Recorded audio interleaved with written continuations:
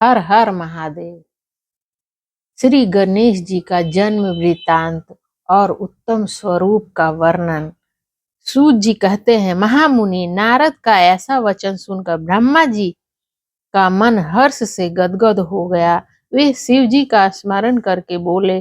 ब्रह्मा जी ने कहा, नारद, पहले जो मैंने विधि पूर्वक गणेश की उत्पत्ति का वर्णन किया था, शनि की दृष्टि पड़ने से गणेश का मस्तक कट गया था, तब उस पर हाथी का सिर लगाकर वह कल्याणकारी कथा है। अब श्वेत कल्प में घटित हुई गणेश की जन्म कथा का वर्णन करता हूँ, जिसमें कृपालु शंकर ने ही उनका मस्तक काट लिया था। उन्हें इस विषय में तुम्हें संदेह नहीं करना चाहिए, क्योंकि भगवान शंभु कल्याणकारी, सृष्टिकर्ता और सबके स्वामी हैं। वे ही सगुण और निर्गुण भी हैं। उन्हीं की लीला से सारे विश्व की सृष्टि, रक्षा और विनाश होता है। मुनि श्रेष्ठ, अब प्रस्तुत विषयों का आदर पूर्वक श्रवण करो। यह समय पार्वती जी की जया विजया नाम वाली सखियां उनके पास आकर विचार करने लगी। सखी, सभी गण रुद्र के ही हैं। नंदी, भृंगी आदि जो हमारे हैं, वे भी शिव की ही आज्ञा का पालन में तत्पर रहते हैं। जो असंख्य प्रथम गण हैं, उनमें भी हमारा कोई नहीं है। वे सभी शिव आज्ञा परायण होकर द्वार पर खड़े रहते हैं। यद्यपि वे सभी हमारे भी हैं, तथापि उनसे हमारा मन नहीं मिलता। अतः पाप रहित आपको भी हमारे लिए एक गण की रचना करनी चाहिए। ब्रह्मा जी कहते हैं, मुने, जब सखियों ने पार्वती जी से ऐसा सुंदर वचन कहा, तब उन्होंने उसे हितकारक माना और वैसे ही करने का विचार भी किया। किसी समय जब पार्वती जी स्नान कर रही थी, तब सदाशिव नंदी को डरा धमकाकर घर के भीतर चले आए। शंकर जी को आते देख स्नान करती हुई जगत जननी पार्वती उठकर खड़ी हो गईं। उस समय उनको बड़ी लज्जा आई। वे आश्चर्यचकित हो गईं। उस अवसर पर उन्होंने सखियों के वचन को हितकारक तथा सुखप्रद माना। उस समय ऐसी घटना घटित होने पर परमाया परमेश्वरी शिव पत्नी पार्वती ने मन में यह ऐसा विचार किया कि मेरा कोई एक ऐसा सेवक होना चाहिए जो परम शुभ कार्य कुशल और मेरी ही आज्ञा में तत्पर रहने वाला हो, उससे तनिक भी विचलित होने वाला न हो। विचार कर पार्वती देवी ने अपने शरीर की मैल से एक ऐसा चेतन पुरुष का निर्माण किया जो संपूर्ण शुभ लक्षणों से संयुक्त था। उसके सभी अंग सुंदर एवं दोष रहित थे। उसका वह शरीर विशाल, परम शोभा मान और महान बल पराक्रम से संपन्न था। देवी ने उसे अनेक प्रकार के वस्त्र, नाना प्रकार के आभूषण और बहुत सा उत्तम आशीर्वाद देकर कहा, तुम मेरे पुत्र हो, मेरे अपने ही हो। तुम्हारे पास प्यारा प्यारा मेरा यहाँ कोई दूसरा नहीं है। पार्वती के ऐसा कहने पर वह पुरुष उन्हें नमस्कार करके बोला। गणेश ने कहा, माँ, आज आपको कौन सा कार्य आ पड़ा है? मैं आपके कथनानुसार उसे पूर्ण करूंगा। गणेश के यूं पूछने पर पार्वती जी अपने पुत्र को उत्तर देते हुए बोली। शिवा ने कहा, तात, तुम मेरे पुत्र हो, मेरे अपने हो, अतः तुम मेरी बात सुनो। आज से तुम मेरे द्वारपाल हो। सतपुत्र, मेरी आज्ञा के बिना कोई भी हठ पूर्वक मेरे महल के भीतर प्रवेश न करने पाए, चाहे वह कहीं से भी आए हो, कोई भी हो। बेटा, यह मैंने तुमसे बिल्कुल सत्य बात कही है। ब्रह्मा जी कहते हैं, मुने, यो कहकर पार्वती ने गणेश के हाथ में एक सुदृढ़ छड़ी दे दी। उस समय उनके सुंदर रूप को निहार कर पार्वती हर्षमग्न हो गईं। उन्होंने परम प्रेम पूर्वक अपने पुत्र का मुख चूमा और कृपावश वो छाती से लगा लिया। फिर दंडधारी राज को अपने द्वार पर स्थापित कर दिया। बेटा नारद तदंतर पार्वती नंदन महावीर गणेश पार्वती की हित कामना से हाथ में छड़ी लेकर गृह द्वार पर पहरा देने लगे। उधर शिवा अपने पुत्र गणेश को अपने दरवाजे पर नियुक्त करके स्वयं सखियों के साथ स्नान करने लगी। मुनि श्रेष्ठ, इसी समय भगवान शिव, जो परम कौतुकी तथा नाना प्रकार की लीलाएं रचने में निपुण है, द्वार पर आ पहुंचे। गणेश उन पार्वती पति को पहचानते तो थे नहीं, अतः बोल उठे, देव माता की आज्ञा के बिना तुम अभी भीतर न जाओ। माता स्नान करने बैठ गई हैं। तुम कहाँ जाना चाहते हो? इस समय यहाँ से हट जाओ। कहकर गणेश ने उन्हें रोकने के लिए छड़ी हाथ में ले ली। उन्हें ऐसा करते देख शिव जी बोले, मूर्ख, तू किसे रोक रहा है? दुर्बुद्धे, क्या तुम मुझे नहीं जानता? मैं शिव के अतिरिक्त और कोई नहीं हूँ। फिर महेश्वर के गण उसे समझाकर हटाने के लिए वहां आए और गणेश से बोले, सुनो, हम मुख्य शिवगण ही द्वारपाल हैं और सर्वव्यापी भगवान शंकर की आज्ञा से तुम्हें हटाने के लिए यहाँ आए हैं। तुम्हें भी गण समझकर हम लोगों ने मारा नहीं है, अन्यथा तुम मारे गए होते। अब कुशल इसी में है कि तुम स्वतः ही दूर हट जाओ। क्यों व्यर्थ अपनी मृत्यु बुला रहे हो? ब्रह्मा जी कहते हैं, मुने, तो कहे जाने पर भी गिरिराज नंदन गणेश निर्भय ही बने रहे। उन्होंने शिव गणों को फटकारा और दरवाजे को नहीं छोड़ा। तब उन सभी शिव गणों ने शिव जी के पास जाकर सारा वृत्तांत उन्हें सुनाया। मुने, उनसे सब बातें सुनकर संसार के गति स्वरूप अदृश्य लीला बिहारी महेश्वर अपने उन गणों को डांट कर कहने लगे। महेश्वर ने कहा, गणों, यह कौन है जो इतना उच्च श्रृंखला होकर शत्रु की भांति बक रहा है? इस नवीन द्वारपाल को दूर भगा दो। तुम लोग नपुंसक की तरह खड़े होकर उसका वृत्तांत मुझे क्यों सुना रहे हो? विचित्र लीला रचने वाले अपने स्वामी शंकर के योग कहने पर वे गण पुनः वही लौट आए। गणेश द्वारा पुनः रोके जाने पर शिव जी ने गणों को आज्ञा दी कि तुम पता लगाओ यह कौन है और क्यों